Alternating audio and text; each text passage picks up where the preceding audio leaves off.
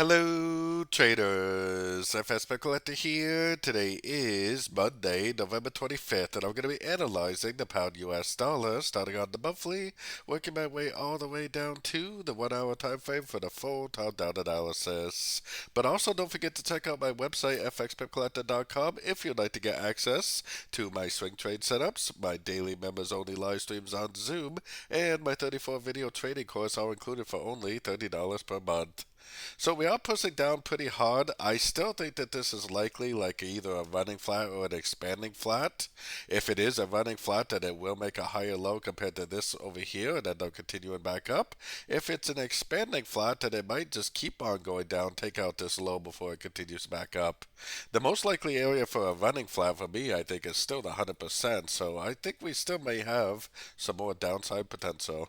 Going down to the weekly time frame, this is where you can a little more clearly see what I think is very clearly three waves down for the first three. That's like a running ABC of A, and then three waves up right here for what I think is three waves of B, and we're now either in five waves of C, which I think is most likely to look something like that for a running flat, or we're in five waves of C for an expanding flat, which would go down and take out all these lows, maybe down to the 168, 178. So either way, let's take it down to the daily time frame. On the daily time frame, this is very clearly either a 1, 2, 3, and we're in a wave 3 right now, which has a lot of downside left, or it's potentially an ABC, which an ABC could turn at one of these fib levels back to the upside. It's more likely an 1, 2, 3, which to me tells me that we probably have a decent amount of downside potential left. If it goes up and breaks structure, I'll be more than happy to start looking for logs because that would be the clue that I would need to tell me that this move down is complete. So taking it down to the 4 hour time frame.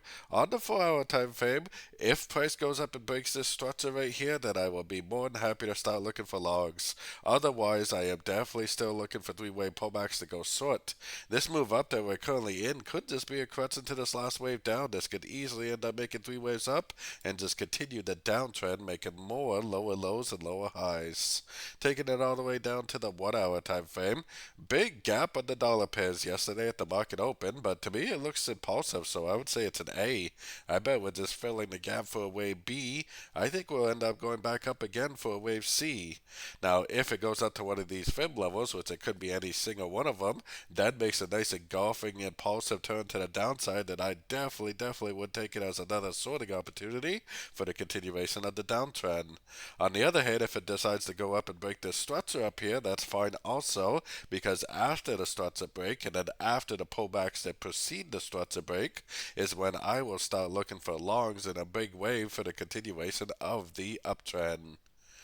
So don't forget to join my free Discord channel, which is linked down here in the corner. And as always, thank you and happy trading.